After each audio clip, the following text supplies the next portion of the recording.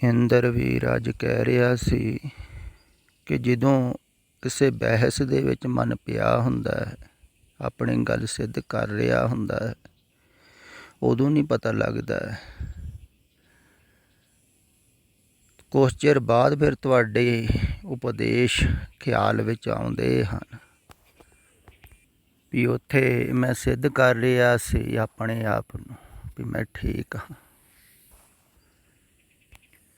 ਉਹ ਹੀ ਅਹੰਕਾਰ ਹੈ, ਆਪਣੇ ਆਪ ਨੂੰ ਸਹੀ ਸਿੱਧ ਕਰਨਾ ਦੂਸਰਿਆਂ ਦੇ ਸਾਹਮਣੇ।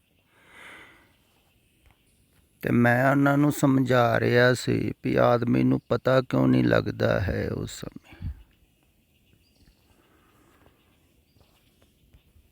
ਕਿਉਂਕਿ ਆਦਮੀ ਇੱਕ ਵੇਗ ਦੇ ਵਿੱਚ ਵਹਿ ਰਿਹਾ ਹੁੰਦਾ ਹੈ। ਤੁਸੀਂ ਥੋੜ੍ਹਾ ਜਿਹਾ ਇਹਨੂੰ ਸਮਝਣਾ ਕਰੋ ਤਾਂ ਕਿ ਤੁਹਾਡੇ ਸਾਰਿਆਂ ਦੇ ਖਿਆਲ ਵਿੱਚ ਆ ਸਕੇ ਕਿ ਇਹ ਮਨ ਕਿਵੇਂ ਵੇਗ ਦੇ ਵਿੱਚ ਵਹਿ ਰਿਹਾ ਹੈ ਸਦਾ ਹੀ। ਜਿਵੇਂ ਧਰਤੀ ਘੁੰਮ ਰਹੀ ਹੈ, ਚੱਲ ਰਹੀ ਹੈ ਕਹਿ ਸਕਦੇ ਹਾਂ, ਇਵੇਂ ਹੀ ਚੰਦ, ਸੂਰਜ, ਗ੍ਰਹਿ, ਨਛੱਤਰ, ਤਾਰੇ ਸਭ ਚੱਲ ਰਹੇ ਹਨ। ਅਜੋਕੇ ਸਮੇਂ 'ਚ ਤਾਂ ਵਿਗਿਆਨਿਕ ਵੀ ਦੱਸ ਰਹੇ ਹਨ। ਵਿਗਿਆਨਿਕਾਂ 'ਤੇ ਜ਼ਿਆਦਾ ਭਰੋਸਾ ਹੈ ਲੋਕਾਂ ਨੂੰ, ਅਤੇ ਠੀਕ ਹੀ ਕਹਿ ਰਹੇ ਹਨ ਉਹ ਵੀ ਜੋ ਕੁਛ ਵੀ ਦਿਖ ਰਿਹਾ ਹੈ, ਜਿੱਥੋਂ ਤੱਕ ਦਿਖ ਰਿਹਾ ਹੈ ਉਹ ਸਭ ਚੱਲ ਰਿਹਾ ਹੈ। ਅਤੇ ਚੱਲਦੇ ਹੋਏ ਦੇ ਨਾਲ ਮਨ ਪੈਦਾ ਹੋਇਆ ਹੈ। ਚੱਲਦੀ ਹੋਈ ਧਰਤੀ 'ਤੇ ਮਨ ਪੈਦਾ ਹੋਇਆ ਹੈ, ਚੱਲਦੇ ਹੋਏ ਸੰਸਾਰ ਵਿੱਚ ਮਨ ਪੈਦਾ ਹੋਇਆ ਹੈ। ਅਤੇ ਜਿਹੜਾ ਚੱਲਦੇ ਹੋਏ ਵਿੱਚ ਪੈਦਾ ਹੋਇਆ ਹੈ ਉਹ ਚੱਲੇਗਾ ਹੀ ਨਾ। ਇਸੇ ਕਾਰਨ ਹੀ ਜਿਨ੍ਹਾਂ ਦਾ ਮਨ ਬਹੁਤਾ ਚੱਲਦਾ ਨਹੀਂ ਹੈ ਸੰਸਾਰ ਵਿੱਚ, ਉਹ ਸੰਸਾਰ 'ਚ ਕਾਮਯਾਬ ਨਹੀਂ ਹੁੰਦੇ। ਜਾਂ ਤਾਂ ਜਿਹੜੇ ਬੁੱਧੀ ਸਤਰ ਤੋਂ ਥੱਲੇ ਹਨ, ਕਿਉਂਕਿ ਮਨ ਵੀ ਬੁੱਧੀ ਦੇ ਵਿਕਾਸ ਦੁਆਰਾ ਹੀ ਬਣਦਾ ਹੈ, ਅਤੇ ਉਹ ਵੀ ਪਛੜ ਜਾਂਦੇ ਹਨ ਸੰਸਾਰ ਵਿੱਚ। ਬਲਕਿ ਜ਼ਿਆਦਾ ਕਾਮਯਾਬ ਉਹ ਹੁੰਦੇ ਹਨ ਜਿਹੜੇ ਸੰਸਾਰ ਤੋਂ ਵੀ ਅੱਗੇ ਚੱਲਦੇ ਹਨ।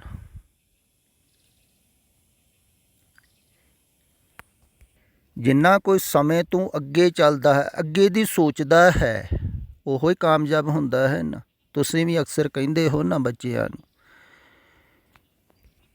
ਵੀ ਅੱਗੇ ਟੀਚੇ ਵੱਲ ਖਿਆਲ ਰੱਖ। ਪਹਿਲਾਂ ਬੱਚੇ ਦੇ ਮਨ ਦੇ ਵਿੱਚ ਤੁਸੀਂ ਭਰ ਦਿੰਦੇ ਹੋ ਤੂੰ ਕੀ ਬਣਨਾ ਹੈ। ਇਸ ਕਰਕੇ ਬੱਚੇ ਨੂੰ ਵਾਰ-ਵਾਰ ਪੁੱਛਿਆ ਜਾਂਦਾ ਹੈ ਵੀ ਉਹਨਾਂ ਦਾ ਟੀਚਾ ਖਿਆਲ ਵਿੱਚ ਆ ਸਕੇ ਵੀ ਮੈਂ ਇਹ ਬਣਨਾ ਹੈ, ਡਾਕਟਰ ਬਣਨਾ ਹੈ, ਇੰਜੀਨੀਅਰ ਬਣਨਾ ਹੈ, ਜਾਂ ਹੋਰ ਕਿਸੇ ਫੀਲਡ ਵਿੱਚ ਧਨ ਕਮਾਉਣਾ ਹੈ, ਕਿਸੇ ਵੀ ਪੱਖ ਵਿੱਚ ਜਾਣਾ ਹੈ। ਅਤੇ ਉਹਨੂੰ ਕਿਹਾ ਜਾਂਦਾ ਹੈ ਪਹਿਲਾਂ ਟੀਚੇ ਨੂੰ ਖਿਆਲ ਵਿੱਚ ਰੱਖ। ਅਤੇ ਜਿੰਨਾ ਕੋਈ ਬੱਚਾ ਟੀਚੇ ਨੂੰ ਖਿਆਲ ਵਿੱਚ ਰੱਖਦਾ ਹੈ ਓਨਾ ਜ਼ਿਆਦਾ ਦੌੜਦਾ ਹੈ, ਕਿਉਂਕਿ ਟੀਚਾ ਜੋ ਖਿਆਲ ਵਿੱਚ ਆ ਜਾਂਦਾ ਹੈ ਤਾਂ ਓਨਾ ਹੀ ਜ਼ਿਆਦਾ ਕਾਮਯਾਬ ਵੀ ਹੁੰਦਾ ਹੈ। ਇਸੇ ਕਾਰਨ ਦੁਨੀਆ ਦੇ ਵਿੱਚ ਉਹ ਦੇਸ਼ ਜ਼ਿਆਦਾ ਕਾਮਯਾਬ ਹੋਏ ਜਿਨ੍ਹਾਂ ਵਿੱਚ ਰਹਿਣ ਵਾਲੇ ਲੋਕਾਂ ਨੇ ਜ਼ਿਆਦਾ ਅੱਗੇ ਦੀ ਸੋਚੀ। ਪੱਛਮ ਦੇ ਦੇਸ਼ ਇੰਨੇ ਵਿਕਾਸ ਨਹੀਂ ਕਰ ਸਕੇ ਹਨ ਕਿਉਂਕਿ ਇਹਨਾਂ ਵਿੱਚ ਜ਼ਿਆਦਾ ਧਾਰਮਿਕ ਲੋਕ ਹਨ, ਅਤੇ ਧਾਰਮਿਕ ਲੋਕ ਸਮੇਂ ਤੋਂ ਵੀ ਪਿੱਛੇ ਜੀਂਦੇ ਹਨ। ਕਈ ਪਿਛਲੀ ਵਿਚਾਰਧਾਰਾ ਨੂੰ, ਪਿਛਲੀ ਸੱਭਿਅਤਾ ਨੂੰ, ਧਾਰਮਿਕ ਕਰਮਕਾਂਡਾਂ ਨੂੰ ਲੈ ਕੇ ਚੱਲ ਰਹੇ ਹਨ। ਉਹ ਤਾਂ ਜ਼ਿਆਦਾ ਬੇਸਮਝ ਹਨ, ਅਤੇ ਜਿਹੜੇ ਜ਼ਿਆਦਾ ਅੱਗੇ ਦੀ ਸੋਚਦੇ ਹਨ ਉਹਨਾਂ ਦੁਆਰਾ ਹੀ ਇਹ ਵਿਕਾਸ ਵੀ ਹੁੰਦਾ ਹੈ ਸੰਸਾਰ ਦਾ, ਅਤੇ ਉਹ ਹੀ ਸਫਲ ਹੋ ਪਾਉਂਦੇ ਹਨ। ਅਤੇ ਬਚਪਨ ਤੋਂ ਹੀ ਦੌੜਨਾ ਹੀ ਸਿਖਾਇਆ ਜਾ ਰਿਹਾ ਹੈ। ਭਾਵੇਂ ਲੋਕ ਧਾਰਮਿਕ ਵੀ ਹਨ ਧਾਰਮਿਕ ਲੋਕ ਵੀ ਆਪਣੇ ਬੱਚਿਆਂ ਨੂੰ ਬਹੁਤ ਵਧੀਆ ਵਧੀਆ ਸਕੂਲਾਂ 'ਚ ਪੜ੍ਹਾਉਂਦੇ ਹਨ। ਉਹਨਾਂ ਦੇ ਵੀ ਟੀਚੇ ਵੈਸੇ ਹੀ ਹੁੰਦੇ ਹਨ ਜੈਸੇ ਸੰਸਾਰੀਆਂ ਦੇ ਹਨ। ਬੜੀ ਕੋਸ਼ਿਸ਼ ਕਰਦੇ ਹਨ। ਤੋ ਵੀ ਸੰਸਾਰ ਦੇ ਵਿੱਚ ਦੌੜਨਾ ਹੀ ਸਿਖਾ ਰਹੇ ਹਨ। ਲਿਵ ਤੇ ਕੋਈ ਸਿਖਾਉਂਦਾ ਹੀ ਨਹੀਂ, ਦੱਸਦਾ ਹੀ ਨਹੀਂ। ਲਿਵ ਤੇ ਤੋੜਦੇ ਹਨ ਸੰਸਾਰੀ ਲੋਕ। ਲਿਵ ਛੁਟਕੀ ਲਾਗੀ ਤ੍ਰਿਸ਼ਨਾ, ਮਾਇਆ ਅਮਰ ਵਰਤਾਇਆ। ਤ੍ਰਿਸ਼ਨਾ ਦੇ ਵਿੱਚ ਪਾਉਂਦੇ ਹਨ ਵੀ ਦੌੜ। ਪ੍ਰਮਾਣ ਵੀ ਦਿੰਦੇ ਹਨ ਜਿਹੜੇ ਦੌੜ ਦੇ ਵਿੱਚ ਸਫਲ ਹੁੰਦੇ ਹਨ। ਵੇਖੋ ਕਿੱਥੇ ਪਹੁੰਚ ਗਏ, ਵੀ ਮਿਲਿਆ ਕੀ ਉਹਨੂੰ, ਇਹ ਤਾਂ ਪੁੱਛੋ। ਮਿਲਦਾ ਕੁਝ ਵੀ ਨਹੀਂ ਹੈ। ਜਿੰਨੇ ਵੀ ਸਫਲ ਲੋਕ ਹਨ ਸਭ ਹਾਰ ਕੇ ਹੀ ਜਾਂਦੇ ਹਨ ਦੁਨੀਆ ਦੇ। ਮੈਨੂੰ ਖਿਆਲ ਆ ਗਿਆ, ਕਿਸੇ ਨੇ ਲਤਾ ਮੰਗੇਸ਼ਕਰ ਜੋ ਗਾਇਕ ਹੈ ਬਹੁਤ ਪ੍ਰਸਿੱਧ, ਉਹਨੂੰ ਪੁੱਛਿਆ ਸੀ ਵੀ ਅਗਰ ਦੁਬਾਰਾ ਜਨਮ ਮਿਲੇ ਤਾਂ ਤੂੰ ਫਿਰ ਐਸੇ ਹੀ ਬਣਨਾ ਚਾਹਵੇਂਗੀ? ਕਹਿੰਦੇ ਨਹੀਂ, ਤੁਹਾਨੂੰ ਨਹੀਂ ਪਤਾ ਮੇਰੀਆਂ ਮੁਸੀਬਤਾਂ ਦਾ, ਪਰੇਸ਼ਾਨੀਆਂ। ਅਤੇ ਉਹਨਾਂ ਦੀਆਂ ਪਰੇਸ਼ਾਨੀਆਂ ਮੁਸੀਬਤਾਂ ਦਾ ਥੋੜ੍ਹੀ ਪਤਾ ਹੈ। ਬਾਹਰੋਂ ਹੱਸ ਹੱਸ ਕੇ ਦਿਖਾਲਦੇ ਰਹਿੰਦੇ ਹਨ ਤਾਂ ਕਿ ਬਹੁਤੇ ਬੇਵਕੂਫ ਨਾ ਲੱਗੀ। ਲੋਕ ਕਹਿਣ ਪਏ ਇੰਨਾ ਦੌੜੇ ਮਿਲਿਆ ਕੁਝ ਵੀ ਨਹੀਂ, ਮੂਰਖ ਹੀ ਨਿਕਲੇ। ਅਤੇ ਉਹਨਾਂ ਦੇ ਪ੍ਰਮਾਣ ਦੇ ਕੇ ਬੱਚਿਆਂ ਨੂੰ ਲਾਇਆ ਜਾਂਦਾ ਹੈ ਵੀ ਦੇਖੋ ਇੱਕ ਚਾਹ ਵੇਚਣ ਵਾਲਾ ਪ੍ਰਧਾਨ ਮੰਤਰੀ ਬਣ ਗਿਆ।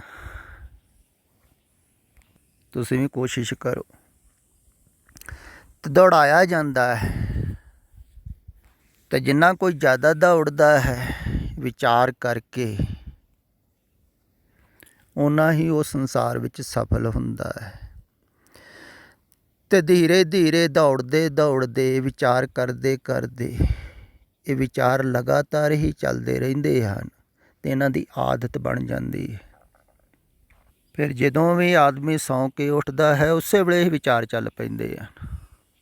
ਅਤੇ ਜਿੰਨਾ ਚਿਰ ਸੌਂਦਾ ਨਹੀਂ ਹੈ ਉਹਨਾਂ ਚਿਰ ਹਟਦੇ ਨਹੀਂ ਹਨ। ਭਾਵ ਕਿ ਬੇਹੋਸ਼ੀ ਦੇ ਵਿੱਚ ਹੀ ਹਟਦੇ ਨਹੀਂ ਹਨ। ਉਹ ਵਿਚਾਰ ਇਹ ਅੱਗੇ ਸੁਪਨਾ ਬਣ ਜਾਂਦੇ ਹਨ ਅਤੇ ਚੱਲਦੇ ਹੀ ਰਹਿੰਦੇ ਹਨ। ਦੇਖੋ, ਅਤੇ ਹਰ ਇੱਕ ਹੀ ਵਿਚਾਰਧਾਰਾ ਦੇ ਵਿੱਚ ਪਿਆ ਹੈ। ਅਤੇ ਜਿਹੜਾ ਕੋਈ ਵਿਚਾਰਧਾਰਾ ਦੇ ਵਿੱਚ ਪਿਆ ਹੈ ਉਸ ਧਾਰਾ ਦੇ ਵਿੱਚ ਰੁੜਦਾ ਜਾ ਰਿਹਾ ਹੈ, ਉਹ ਫਿਰ ਸੁਚੇਤ ਨਹੀਂ ਹੈ। ਜਿਵੇਂ ਤੁਸੀਂ ਅਕਸਰ ਦੇਖਿਆ ਹੋਵੇਗਾ, ਕੋਈ ਵਿਚਾਰਧਾਰਾ ਦੇ ਵਿੱਚ ਉਲਝਿਆ ਹੋਇਆ ਹੈ, ਬੈਠਾ ਹੋਇਆ ਹੈ ਜਾਂ ਤੁਰਿਆ ਜਾ ਰਿਹਾ ਹੈ, ਅਤੇ ਅਗਰ ਉਹ ਕਿਸੇ ਗੁੱਸੇ ਵਾਲੀ ਵਿਚਾਰਧਾਰਾ ਦੇ ਵਿੱਚ ਉਲਝਿਆ ਹੋਇਆ ਹੈ, ਕਿਸੇ ਨੂੰ ਲੜ ਕੇ ਆਇਆ ਹੈ, ਕਿਸੇ ਨਾਲ ਜਾਂ ਘਰੋਂ ਲੜ ਕੇ ਆਇਆ ਹੈ ਅਤੇ ਗੁੱਸੇ ਦੇ ਵਿੱਚ ਭਰਿਆ ਹੋਇਆ ਹੈ, ਵਿਚਾਰ ਕਰ ਰਿਹਾ ਹੈ, ਅਤੇ ਅਗਰ ਕੋਈ ਉਸ ਨੂੰ ਮਜ਼ਾਕ ਦੇ ਵਿੱਚ ਵੀ ਕੁਛ ਕਹਿ ਦੇਵੇ ਤਾਂ ਲੜ ਪਵੇਗਾ ਉਸੇ ਵੇਲੇ। ਦੂਸਰੇ ਬੰਦੇ ਨੂੰ ਸਮਝ ਨਹੀਂ ਆਵੇਗੀ ਵੀ ਮੈਂ ਗੱਲ ਕੋਈ ਤਾਂ ਐਸੀ ਕਹੀ ਨਹੀਂ, ਮਜ਼ਾਕ ਹੀ ਕੀਤਾ, ਪਰ ਉਹ ਕ੍ਰੋਧ ਦੀ ਵਿਚਾਰਧਾਰਾ ਦੇ ਵਿੱਚ ਪਿਆ ਹੋਇਆ, ਉਸ ਲਹਿਰ ਦੇ ਵਿੱਚ। ਇੱਦਾਂ ਹੀ ਕੋਈ ਲੋਭ ਦੀ ਵਿਚਾਰਧਾਰਾ ਵਿੱਚ ਪਿਆ ਹੈ ਵੀ ਧਨ ਕਿਵੇਂ ਇਕੱਠਾ ਕਰਨਾ, ਕਿੰਨਾ ਅੱਗੇ ਸੋਚਦਾ ਹੈ, ਅਤੇ ਆਦਮੀ ਕੈਲਕੂਲੇਸ਼ਨ ਕਰਦਾ ਹੈ। ਫਿਰ ਕਈ ਮੋਹ ਦੀ ਵਿਚਾਰਧਾਰਾ ਦੇ ਵਿੱਚ ਪਏ ਹੋਏ ਹਨ। ਬੱਚਿਆਂ, ਪਰਿਵਾਰ, ਘਰ ਬਾਰੇ ਸੋਚ ਰਹੇ ਹਨ। ਜ਼ਿੰਮੇਵਾਰੀਆਂ ਪਈਆਂ ਹੋਈਆਂ ਹਨ, ਜ਼ਿੰਮੇਵਾਰੀਆਂ ਨੂੰ ਨਿਭਾ ਰਹੇ ਹਨ। ਇਵੇਂ ਹੀ ਹਰ ਇੱਕ ਵਿਚਾਰਧਾਰਾ 'ਚ ਉਲਝਿਆ ਹੋਇਆ ਹੈ। ਧਾਰਮਿਕ ਲੋਕ ਵੀ ਆਪਣੀ ਵਿਚਾਰਧਾਰਾ 'ਚ ਉਲਝੇ ਹੋਏ ਹਨ, ਧਰਮ ਦੀ ਵਿਚਾਰਧਾਰਾ 'ਚ। ਉਸ ਵਿਚਾਰਧਾਰਾ 'ਚ ਦੂਸਰਿਆਂ ਨੂੰ ਮਿਲ ਜਾਂਦੇ ਹਨ, ਪਰ ਕੋਈ ਵੀ ਇਸ ਵਿਚਾਰਧਾਰਾ ਤੋਂ ਮੁਕਤ ਹੋਣ ਵਾਸਤੇ ਨਹੀਂ ਕਹਿ ਰਿਹਾ ਹੈ। ਅਤੇ ਮੁਕਤ ਹੋਵੋਗੇ ਤਾਂ ਹੀ ਲਿਵ ਲੱਗੇਗੀ ਨਾ। ਅਤੇ ਮੁਕਤ ਹੋਣ ਵਾਸਤੇ ਪਹਿਲਾਂ ਤਟਸਥ ਹੋਣਾ ਪਵੇਗਾ, ਉਹ ਹੀ ਕੁਟਸਥ ਹੋਵੇਗਾ। ਇਹ ਸ਼ਬਦ ਬਹੁਤ ਪਿਆਰੇ ਹਨ। ਤਟਸਥ ਦਾ ਅਰਥ ਹੈ ਨਦੀ ਦੇ ਕਿਨਾਰੇ ਬੈਠ ਗਿਆ। ਧਾਰਾ ਚੱਲ ਰਹੀ ਹੈ ਤਾਂ ਉਹ ਧਾਰਾ ਦੇ ਕਿਨਾਰੇ ਬੈਠ ਗਿਆ। ਇਸੇ ਕਾਰਨ ਹੀ ਸ਼ਾਇਦ ਬਹੁਤ ਸਾਰੇ ਸਾਧਕ ਨਦੀਆਂ ਦੇ ਕਿਨਾਰੇ ਬੈਠੇ ਸਨ ਤੇ ਬੈਠਣ ਵਾਸਤੇ ਤੇ ਬਹੁਤ ਕਹਿੰਦੇ ਹਨ। ਬੜਾ ਧਿਆਨ ਲਵਾਇਆ ਜਾ ਰਿਹਾ ਹੈ, ਸਾਧਨਾਵਾਂ ਕਰਾਈਆਂ ਜਾ ਰਹੀਆਂ, ਸ਼ਿਵਰ ਲੱਗ ਰਹੇ ਹਨ, ਧਿਆਨ ਦੀਆਂ ਵਿਧੀਆਂ ਦੱਸੀਆਂ ਜਾ ਰਹੀਆਂ ਹਨ, ਨਾਮ ਜਪਾਇਆ ਜਾ ਰਿਹਾ ਹੈ। ਪਰ ਉਸ ਵਿਚਾਰਧਾਰਾ ਤੋਂ ਮੁਕਤ ਹੋਣ ਵਾਸਤੇ ਨਹੀਂ ਕੋਈ ਕਹਿੰਦਾ ਹੈ ਵੀ ਜਿੰਨਾ ਚਿਰ ਤੁਸੀਂ ਉਸ ਵਿਚਾਰਧਾਰਾ ਤੋਂ ਮੁਕਤ ਨਹੀਂ ਹੋਵੋਗੇ ਤੇ ਤੱਟ 'ਤੇ ਨਹੀਂ ਬੈਠੋਗੇ, ਕਿਨਾਰੇ ਨਹੀਂ ਬੈਠੋਗੇ। ਤੇ ਵਿਚਾਰਧਾਰਾ ਚੱਲ ਕਿਵੇਂ ਰਹੀ ਹੈ? ਇਹ ਹੋਈ ਕਾਮ, ਕ੍ਰੋਧ, ਲੋਭ, ਮੋਹ, ਅਹੰਕਾਰ ਕਰਕੇ। ਇਸੇ ਕਾਰਨ ਹੀ ਇਹਨਾਂ ਨੂੰ ਰੋਗ ਕਿਹਾ ਹੈ। ਰੋਗ ਤੋਂ ਬਿਮਾਰੀ ਪੈਦਾ ਹੋ ਰਹੀ ਹੈ ਵਿਚਾਰ ਦੀ। ਵਿਚਾਰ ਕਰਨ ਦੀ ਇੱਕ ਬਿਮਾਰੀ ਹੈ, ਸੋਚਣ ਦੀ, ਮਨੁੱਖ ਨੂੰ ਲੱਗੀ ਹੋਈ ਹੈ। ਬਿਨ ਮਤਲਬ ਵੀ ਸੋਚਦਾ ਰਹਿੰਦਾ ਹੈ, ਇਕੱਲਾ ਬੈਠਾ ਹੋਇਆ, ਕੋਈ ਕੰਮ ਨਹੀਂ, ਸੋਚ ਹੀ ਰਿਹਾ ਹੈ, ਪਿਆ ਪਿਆ ਸੋਚੀ ਜਾਂਦਾ, ਰਾਤ ਦਿਨ ਸੋਚੀ ਜਾਂਦਾ। ਕਿੱਡੀ ਗਹਿਰੀ ਬਿਮਾਰੀ ਹੈ। ਅਤੇ ਇਸ ਬਿਮਾਰੀ ਦਾ ਇਲਾਜ ਵੀ ਹੈ, ਦਾਰੂ ਵੀ ਹੈ, ਨਾਮ। ਪਰ ਉਹ ਦਾਰੂ ਵੀ, ਦਵਾ ਵੀ ਤਾਂ ਕੰਮ ਕਰੇਗੀ ਜੇ ਕੋਈ ਰੋਗ ਨੂੰ ਛੱਡੇਗਾ ਤਾਂ ਪਰਹੇਜ਼ ਕਰੇਗਾ। ਅਤੇ ਪਰਹੇਜ਼ ਕਰਨਾ ਹੀ ਬਹੁਤ ਔਖਾ ਹੈ। ਵਿਚਾਰਾਂ ਦਾ ਪਰਹੇਜ਼, ਤੁਸੀਂ ਬੋਲਣ ਦਾ ਪਰਹੇਜ਼ ਨਹੀਂ ਕਰ ਪਾਉਂਦੇ ਹੋ, ਸੁਣਨ ਦਾ ਪਰਹੇਜ਼ ਨਹੀਂ ਕਰ ਪਾਉਂਦੇ ਹੋ, ਦੇਖਣ ਦਾ ਪਰਹੇਜ਼ ਨਹੀਂ ਕਰ ਪਾਉਂਦੇ ਹੋ। ਜਦੋਂ ਇਹ ਪਰਹੇਜ਼ ਨਹੀਂ ਹੋ ਰਹੇ ਹਨ, ਫਿਰ ਵਿਚਾਰ ਦਾ, ਸੋਚਣ ਦਾ ਪਰਹੇਜ਼ ਕਿਵੇਂ ਹੋਊਗਾ? ਇਹ ਤਾਂ ਬਾਅਦ ਵਿੱਚ ਹੋਊਗਾ ਨਾ। ਦੇਖਣ ਦਾ ਪਰਹੇਜ਼ ਹੋਊਗਾ, ਸੁਣਨ ਦਾ ਪਰਹੇਜ਼ ਹੋਊਗਾ, ਬੋਲਣ ਦਾ ਪਰਹੇਜ਼ ਹੋਊਗਾ। ਜ਼ੁਬਾਨ ਦੇ ਸਵਾਦ ਜਿਹੜੇ ਹਨ ਉਹਨਾਂ ਦਾ ਵੀ ਪਰਹੇਜ਼ ਹੋਊਗਾ, ਕਿਉਂਕਿ ਸਵਾਦ ਦੇ ਕਾਰਨ ਵੀ ਵਿਚਾਰ ਚੱਲਦੇ ਹਨ। ਜਿਹੜੇ ਜਿਹੜੇ ਪੱਖ ਵਿੱਚ ਵਿਚਾਰ ਚੱਲਦੇ ਹਨ ਉੱਧਰੋਂ ਹੀ ਪਰਹੇਜ਼ ਹੋਵੇਗਾ। ਅਤੇ ਧਾਰਮਿਕ ਲੋਕਾਂ ਦੇ ਵੀ ਵਿਚਾਰ ਹੀ ਚੱਲ ਰਹੇ ਹਨ, ਉਹ ਵੀ ਲਹਿਰ ਦੇ ਵਿੱਚ ਹੀ ਪਏ ਹੋਏ ਹਨ। ਜਿਹਦੇ ਵੀ ਵਿਚਾਰ ਚੱਲ ਰਹੇ ਹਨ ਉਹ ਸੰਸਾਰ ਦੀ ਲਹਿਰ ਦੇ ਵਿੱਚ ਹੀ ਪਿਆ ਹੋਇਆ। ਅਤੇ ਧਾਰਮਿਕ ਲੋਕ, ਪ੍ਰਚਾਰਕ ਵੀ ਵਿਚਾਰਧਾਰਾ 'ਚ ਪਏ ਹੋਏ ਹਨ। ਉਹ ਸੋਚ ਰਹੇ ਹਨ ਸਮਾਜ ਦੇ ਵਿੱਚ ਸੁਧਾਰ ਕਿਵੇਂ ਲਿਆਉਣਾ ਹੈ, ਕਿਵੇਂ ਲੋਕਾਂ ਨੂੰ ਧਾਰਮਿਕ ਬਣਾਉਣਾ ਹੈ। ਉਹਨਾਂ ਨੂੰ ਬੜੀ ਚਿੰਤਾ ਹੈ, ਬੜੇ ਵਿਚਾਰ ਕਰਦੇ ਹਨ। ਉਹ ਕਈ ਤੋੜਨ ਦੀ ਵਿਚਾਰਧਾਰਾ 'ਚ ਹੀ ਪਏ ਹੋਏ ਹਨ। ਜਿਵੇਂ ਇੱਧਰ ਗਰੁੱਪਾਂ ਦੇ ਵਿੱਚ ਗੁਰਮੁਖ ਪਿਆਰੇ ਸੁਣ ਰਹੇ ਹਨ ਅਤੇ ਉਹਨਾਂ ਨੂੰ ਕਿਵੇਂ ਹਟਾਉਣਾ ਹੈ। ਅਤੇ ਕਈ ਆਡੀਓ, ਵੀਡੀਓ, ਰਿਕਾਰਡਿੰਗਾਂ ਭੇਜ ਕੇ ਉਹਨਾਂ ਨੂੰ ਸਮਝਾਉਂਦੇ ਰਹਿੰਦੇ ਹਨ, ਬੁਝਾਉਂਦੇ ਰਹਿੰਦੇ ਹਨ, ਆਪਣੇ ਪਿੱਛੇ ਲਾਉਂਦੇ ਰਹਿੰਦੇ ਹਨ। ਜਾਂ ਜਿਹੜੀ ਸੰਪਰਦਾ ਦੇ ਨਾਲ, ਧਰਮ ਦੇ ਨਾਲ ਜੁੜੇ ਹੋਏ ਹਨ ਉਹਦੇ ਨਾਲ ਜੋੜਦੇ ਹਨ। ਅਤੇ ਕਈ ਧਾਰਮਿਕ ਲੋਕ ਤੋੜਨ ਦੀ ਵਿਚਾਰਧਾਰਾ 'ਚ ਹੀ ਉਲਝੇ ਰਹਿੰਦੇ ਹਨ। ਫਿਰ ਬਹੁਤ ਸਮਝਦਾਰ ਪ੍ਰਚਾਰਕ, ਵਿਚਾਰਕ